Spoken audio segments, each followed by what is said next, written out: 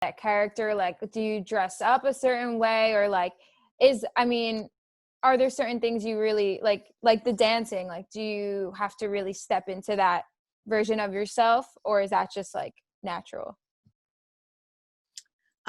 It's, well, actually with the dancing, it was funny because before the dancing, I would always wear heels on stage because whenever I wear high heels, I feel fabulous. And I wanted to feel fabulous on stage. But once I started the dancing, I was like, okay, it's nice to feel fabulous, but I only wear Converse or Vans on stage now because it's not worth tripping and it's not worth ruining the show by breaking an ankle.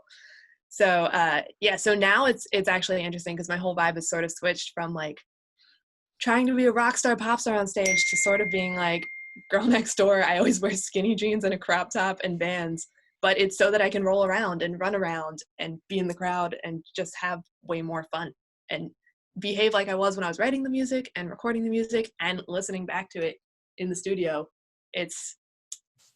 That's the feeling that I want to convey. So that's who I am now on stage. It reminds me of Karen O because she always had on like the like sickest Converse and like sparkles, gems, like tulle, but she was like sliding around, jumping, like throwing her mic. Like, you gotta dress for it if you're gonna. You gotta dress for the actions. I love that. That's a good point. So you have a song called I Bet You'd Like Me Better at Coachella, which is my favorite song, and I feel like I bring it up to you all the time. But I swear it's like always in my head, and I genuinely like, I wish like there needs to be like a part 2. So like, I don't know, I just want to like I feel like you have to really listen to the song. Okay, can you like give a little background on that song in particular, if you don't mind? Because I like. Yeah, totally. Okay. I love that you love that song. That's awesome. So good. Makes me so happy. Okay, so I love that. Okay, I wrote I Bet You'd Like Me Better at Coachella. When I first moved to New York, I played a bunch of open mics with my brother, and it was really fun. And at one of the open mics, there was a really cute boy in the audience, so I talked to him afterwards, as you do. And he was like, hey, it's really great that you're new to New York. It's great that you're playing open mics and getting your music out there and pursuing your dreams. It's really awesome. But like, it's a bummer because, you know, you're never going to succeed. And I thought that was a very weird, strange thing to say over the mic. But I came to so then fun facts, I went out on multiple dates with this boy afterwards. What? I don't know. But as I got to know him, I realized. That's such a red flag, Devon. It was huge red flag. Looking back on it, if someone says that you're never going to succeed, don't go out with them. But learn your lesson and it's learned, right? Learned. Never again. But it only lasted 2 dates, and then I really couldn't put up with that anymore. But he, as I got to know him, I realized that his definition of success is famous hipster. So like, he really loves all the bands at Coachella, and like, I don't want to hate on some hipster bands, but there are some hipster bands who know what I'm talking about. So anyway, that's never what I'll be. I'll never be his favorite hipster band that is famous.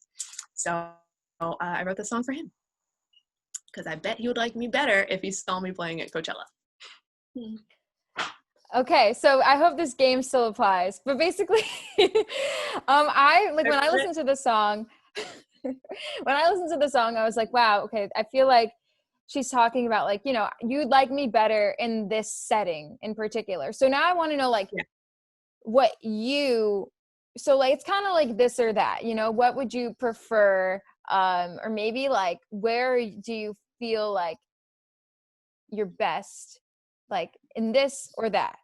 Okay, I love it. Makes sense. So I bet you'd like me better at or in New York or Los Angeles.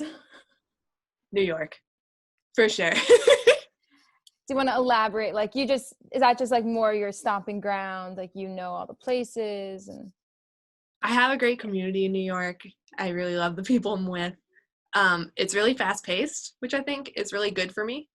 And it's also very rock heavy, which is great for my job and also for my soul. I love all the up and coming rock bands in the city. And LA is so creative, and there's so many amazing songwriters and producers, and the pop scene is unreal, unparalleled. It's amazing out there. But I love my rock bands. I love my grungy city. I love my dive bars. I can't leave.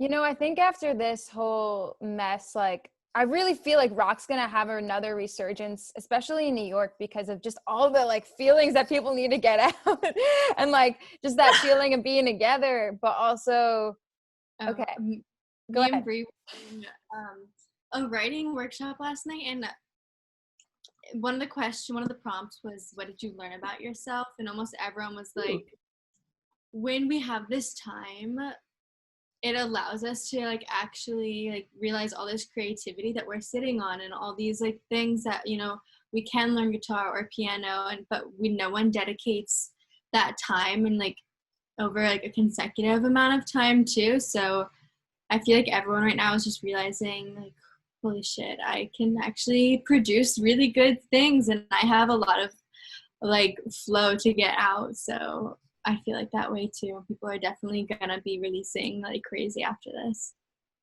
I love it. Also, you just reminded me of something that I thought was so cool and completely unrelated. But in yoga teacher training, we did an exercise where we partnered up and we had to teach each other as if the person had never done yoga before and knew nothing about it. So like the person who was the student would intentionally do every pose wrong, and then the teacher had to like coach them how to correctly be into the pose using only their words. And then afterwards we sat down. So I taught my friend Kevin, and we sat down, and the instructor was like, okay, Kevin, give Devon feedback, and Devon, don't say anything. And so he gave me a whole bunch of feedback. And then she was like, okay, now Kevin, be silent, and Devon, tell Kevin what he said to you. Like, reiterate the feedback. And so I did that. And then she was like, okay, now Kevin, did Devon accurately hear that feedback or no? And Kevin was like, Dev, you only heard the negative things I said. You didn't reiterate any of the positive things I said about your teaching style or about your cues. Like, you did a really good job, but you only heard the negative aspects of it. So I just thought that was something that was really cool about communication, and we should all hear the positives more often because there are so many positive things there. I bet you'd like me better playing a show or attending a show.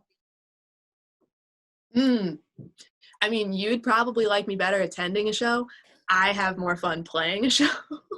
I bet you'd like me better at church or at the club. I think you'd like me better at the club. Honestly, kind of the same thing though. When I joined, when I first got to New York, I joined Hillsong and I joined the band. And I don't know if you guys are familiar, but it's like a mega church. And they have service on Sundays at Hammerstein Ballroom. Like, they have thousands of people show up to church and they have 5 services a day, and they pack Hammerstein Ballroom 5 times on Sunday. So the answer is the church was the club. Yeah, the answer is the church was the club. Okay. Okay, last one. You would like me better at pre-quarantine or during quarantine? Wow, that's really interesting. Honestly, I think you like me better during quarantine. I've been reading a lot of books and doing a lot of yoga, and I'm feeling pretty zen. And I've been working on a lot of music. I think before quarantine, I was just really busy. This quarantine came at a good time in my life because I was super busy and I didn't realize that I was super busy, and I wasn't prioritizing anything. I was just doing everything that came up. I was just getting it done. So it's been good. I feel good. I feel centered. I know what I want to do, and I'm doing it. Do you want to preface us playing this by just, talking a little bit about how you decided on this song? Sure. Yeah. Do you want the real story or the story that I tell on stage? The real one. The real one was when I decided to cover this song, I was going out with a guy who really liked Charlie XCX, and I was like, I'm going to show him that I can be just as cool as Charlie XCX. Looking back on it, why were all my relationships trying to impress men? So don't do that. But then actually what I realized as I was covering the song is that this is a story I tell on stage, is that everyone would say that, Taylor Swift or me, very comparable artists always write songs about boys, which is fair enough because boys are emotionally exhausting. So we need to get out some feelings about them.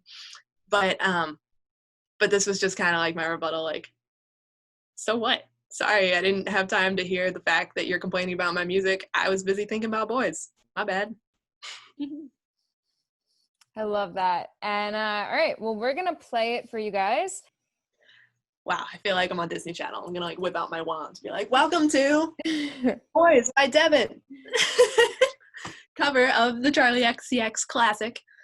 And and the album art is designed by Chelsea M, and she hand drew it. And the point of it was, the female heart blossoming with this flower that represents femininity, and then a boy's hand crushing it, killing part of it. Wow. So if that's aggressive enough for you, then we're good. Then we're ready to go.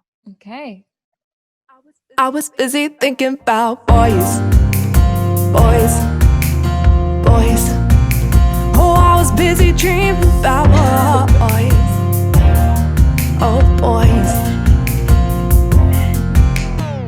I need that bad boy to do me right on a Friday, and I need that good one to wake me up on a Sunday. That one from work can come over on Monday night. I want 'em all.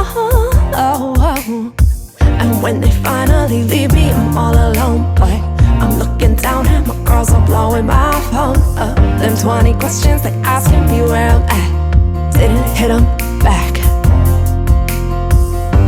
I'm sorry that I missed your party. I wish I had a better excuse, like I had to trash the hotel lobby.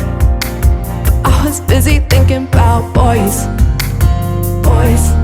All right. Boys. That's our little preview. You guys can hear that, right? Yeah. Woo! That was so fun. I love seeing you guys dance to it. It feels great from my perspective, and I'm really happy, and I'm excited about the future musically and also in general. I'm excited for us to all get back out there and hug each other at concerts again. That's going to be fun. Yes. All right. Bye, everyone. Thank you so much for joining.